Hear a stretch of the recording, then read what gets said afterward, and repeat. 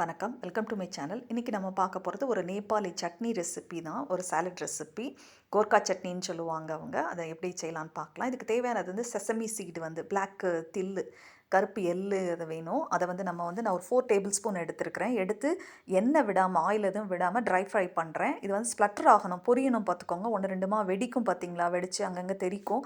அந்த மாதிரி வந்தோடனே நீங்கள் இதை ஃப்ளேம் ஆஃப் பண்ணிடுங்க. ஸ்டவ் ஆஃப் பண்ணிவிட்டு கூல் ஆகட்டும். அதுக்கப்புறமா நம்ம மிக்சியில் போட்டு நல்லா நைஸாக பவுடர் பண்ணிடலாம். இதில் வந்து நிறைய பெனிஃபிட்ஸ் இருக்குது. அதை நான் போக போக சொல்கிறேன்.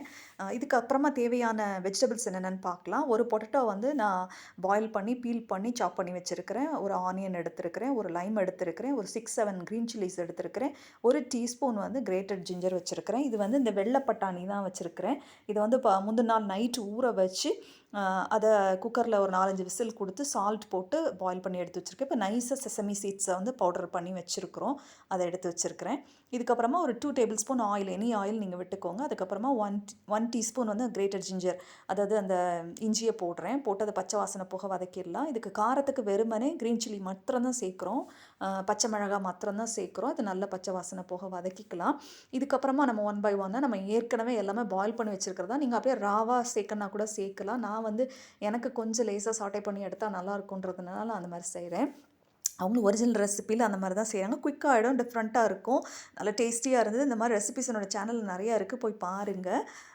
இப்போ வந்து நம்ம இந்த க்ரீன் பீஸ், அதாவது க்ரீன் பீஸ் இல்லை சாரி, இந்த ஒயிட் பீஸை வட்டானாவை இதை போட்டுடலாம். ஏற்கனவே பாயில் பண்ண தான் சால்ட் போட்டு நம்ம போட்டுடலாம்.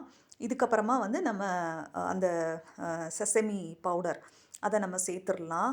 எள்ளு பொடியை சேர்த்துடலாம். டிஃப்ரெண்ட்டான recipes, easy to make quick ரெசிபிஸ்லாம் என்னோடய சேனலில் நிறைய இருக்குது, போய் பாருங்கள். இது வரைக்கும் சப்ஸ்கிரைப் பண்ணணும்னா என் சேனலை சப்ஸ்கிரைப் பண்ணுங்கள். இந்த ரெசிபி பிடிச்சிருதுன்னா உங்கள் ஃப்ரெண்ட்ஸ் அண்ட் ஃபேமிலிக்கு ஷேர் பண்ணுங்கள். இதில் நிறைய ஃபைபர் இருக்குது, டைஜஷனுக்கு ஹெல்ப் பண்ணுது, கொலஸ்ட்ராலை லோ ஆக்கும்னு சொல்கிறாங்க, போன் ஹெல்த்துக்கு நல்லதுன்னு சொல்கிறாங்க. ஸோ இந்த செசமி சீடை வந்து நம்ம எடுத்துக்கலாம். ஒரு எள்ளு பொடியாக சாப்பிடுவோம் நம்ம. இது கொஞ்சம் டிஃப்ரெண்ட்டாக இருக்கும். நீங்கள் வந்து பச்சையாகவே ஆனியனை போட்டுக்கலாம். இதுக்கப்புறம் கொரியாண்டர் லீவ்ஸ் கூட நீங்கள் சேர்த்துக்கலாம்.